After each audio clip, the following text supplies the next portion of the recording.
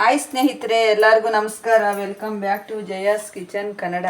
ಸ್ನೇಹಿತರೆ, ಇವತ್ತು ನಾನು ಮಾಡ್ತಾ ಇರೋಂಥ ರೆಸಿಪಿ ಬಂದು ತರಕಾರಿ ಸಾರು ಮುದ್ದೆ.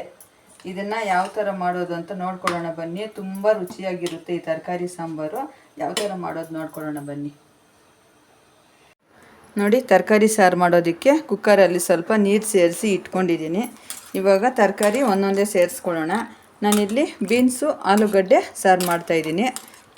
ಬೀನ್ಸು ಆಲೂಗಡ್ಡೆನ ಸೇರಿಸ್ಕೊತಾ ಇದ್ದೀನಿ. ಒಂದು ಆಲೂಗಡ್ಡೆ ಹಾಕಿದ್ದೀನಿ, ಸ್ವಲ್ಪ ಬೀನ್ಸ್ ಸೇರಿಸ್ಕೊತಾ ಇದ್ದೀನಿ.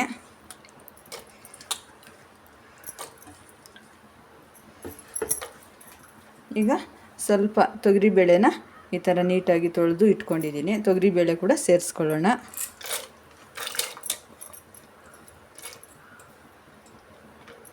ಈ ಥರ ಒಂದೊಂದೇ ಸೇರಿಸ್ಕೊಂಡು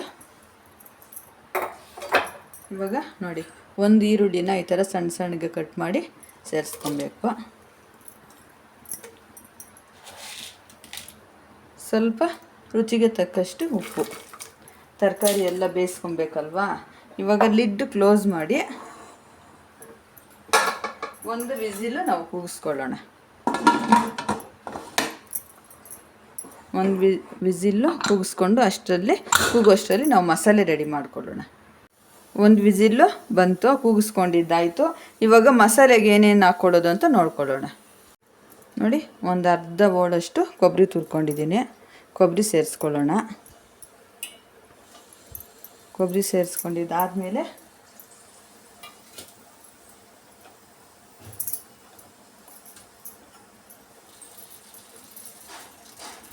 ಈಗ ಸಾಂಬಾರು ಪುಡಿ 1-2 ಸ್ಪೂನ್ ಸೇರಿಸ್ಕೊಳ್ಳೋಣ. ಇಲ್ಲಿ ನಾನು 4 ಜನಕ್ಕಾಗುವಷ್ಟು ಸಾರು ಮಾಡ್ತಾಯಿದ್ದೀನಿ, ಅದಕ್ಕೆ 2 ಸ್ಪೂನ್ ಸೇರಿಸ್ಕೊಂಡ್ರೆ ಸಾಕು. ಇದು ಸಾಂಬಾರು ಪುಡಿ ಸ್ವಲ್ಪ ಸ್ಟ್ರಾಂಗ್ ಆಗಿದೆ. ನೋಡಿ, 2 ಟೊಮೆಟೊನ ಈ ಥರ ಕಟ್ ಮಾಡಿ ಇಟ್ಕೊಂಡಿದ್ದೀನಿ. ಟೊಮೆಟೊನ ಸೇರಿಸ್ಕೊಳ್ಳೋಣ. ಇವಾಗ ಸ್ವಲ್ಪ ಹುಣಸೆಹಣ್ಣು, ಇಷ್ಟು ಹುಣಸೆಹಣ್ಣಾದರೆ ಸಾಕು. ಸ್ವಲ್ಪ ಕೊತ್ತಂಬರಿ ಸೊಪ್ಪು, ಇದನ್ನೆಲ್ಲ ಸೇರಿಸಿ ಸ್ವಲ್ಪ ನೀರು ಸೇರಿಸಿ ನುಣ್ಣಗೆ ರುಬ್ಕೊಂಬಂದು ತೋರಿಸ್ತೀನಿ ಯಾವ ಥರ ಮಾಡ್ಕೊಳ್ಳೋದು ಅಂತ. ನೋಡಿ, ಈ ಥರ ನುಣ್ಣಗೆ ರುಬ್ಕೊಂಬಂದಿದ್ದೀನಿ. ಇವಾಗ ಬೇಳೆ ತರಕಾರಿ ಎಲ್ಲ ಬೆಂದಿದೆಯಲ್ವ, ಅದಕ್ಕೆ ಸೇರಿಸ್ಕೊಳ್ಳೋಣ. ಇವಾಗ ನಾವು ಒಂದು ವಿಸಿಲ್ಗೆ ಇಟ್ಕೊಂಡಿದ್ವಲ್ಲ, ಯಾವ ಥರ ಆಗಿದೆಯೋ ನೋಡೋಣ.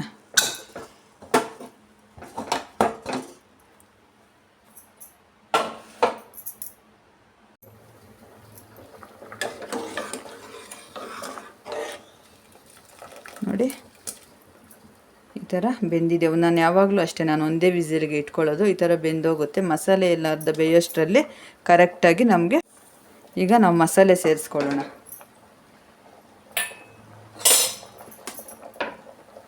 ನೋಡಿ, ಸೇರಿಸ್ಕೊಳ್ಳೋಣ.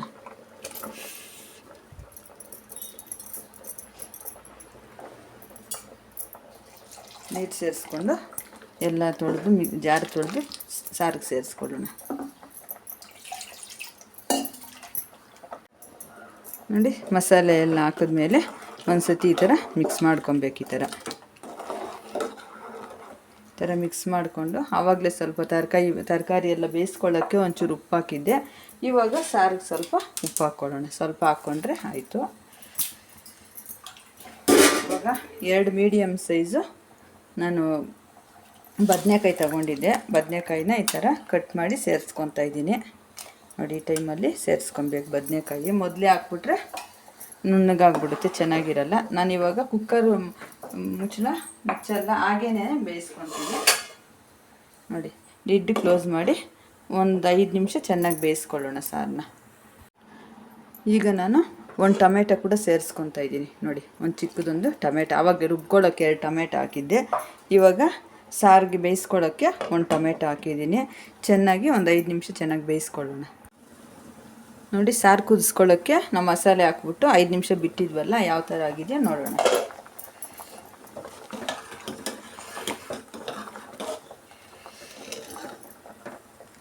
ಬದನೆಕಾಯಿ ಇನ್ನೊಂದು ಸ್ವಲ್ಪ ಬೇಯಬೇಕು. ಇನ್ನೊಂದು 2 ನಿಮಿಷ ಬಿಡೋಣ. ನೋಡಿ, 2 ನಿಮಿಷ ಆಯಿತು.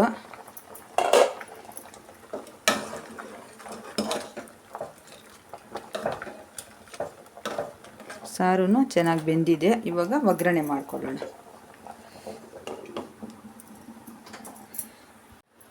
ನೋಡಿ ಒಂದು ಫ್ಯಾನ್ ಇಟ್ಕೊಂಡು ಸ್ವಲ್ಪ ಆಯಿಲ್ ಸೇರಿಸ್ಕೊಂಡಿದ್ದೀನಿ. ಆಯಿಲ್ ಸ್ವಲ್ಪ ಬಿಸಿ ಆಗಲಿ, ಸಾಸಿವೆ ಸೇರಿಸ್ಕೊಳ್ಳೋಣ. ನೋಡಿ ಸಾಸಿವೆ ಸೇರಿಸ್ಕೊತಾ ಇದ್ದೀನಿ. ಸಾಸಿವೆನ ಸ್ವಲ್ಪ ಚಿಟ್ಪಟ ಅನ್ನಲಿ.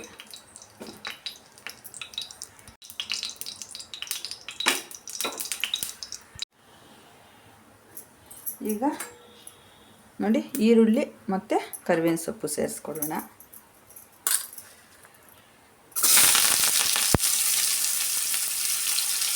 ಸೇರಿಸಿ ಚೆನ್ನಾಗಿ ಫ್ರೈ ಮಾಡ್ಕೊಬೇಕು. ಕೆಂಪಿಗೆ ಫ್ರೈ ಮಾಡ್ಕೊಂಡು ಮಾಡೋದ್ರಿಂದ ತುಂಬ ರುಚಿಯಾಗಿರುತ್ತೆ.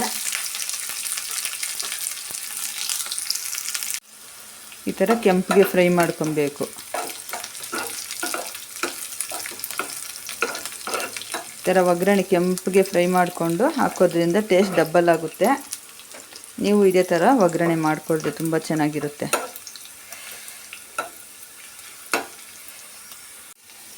ನೋಡಿ ಇಷ್ಟಾದರೆ ಸಾಕು. ಇಷ್ಟು ಫ್ರೈ ಮಾಡ್ಕೊಂಡ್ಮೇಲೆ ಇವಾಗ ಸಾರಿಗೆ ಸೇರಿಸ್ಕೊಳ್ಳೋಣ.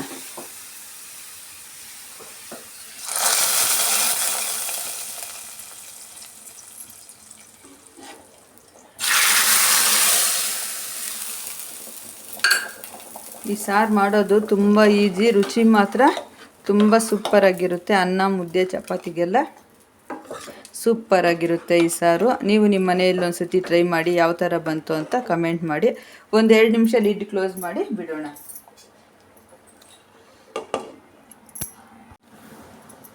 ನೋಡಿ ಸಾರು ಕಂಪ್ಲೀಟಾಗಿ ರೆಡಿ ಆಯಿತು. ಮುದ್ದೆ ಜೊತೆ ಸರ್ವ್ ಮಾಡ್ಕೊಳ್ಳೋಣ. ಬಿಸಿ ಬಿಸಿ ಮುದ್ದೆ ತರಕಾರಿ ಸಾಂಬಾರು ರೆಡಿ ಆಗಿದೆ. ಈ ವಿಡಿಯೋ ಇಷ್ಟವಾದಲ್ಲಿ ಲೈಕ್ ಮಾಡಿ, ಶೇರ್ ಮಾಡಿ, ಕಮೆಂಟ್ ಮಾಡಿ. ಹಾಗೆ ನಮ್ಮ ಚಾನಲ್ನ ಸಬ್ಸ್ಕ್ರೈಬ್ ಮಾಡಿಕೊಂಡು ಸ್ಕಿಪ್ ಮಾಡ್ದಿರ ಕೊನೆ ತನಕ ವಿಡಿಯೋ ನೋಡಿ. ತುಂಬ ಧನ್ಯವಾದಗಳು.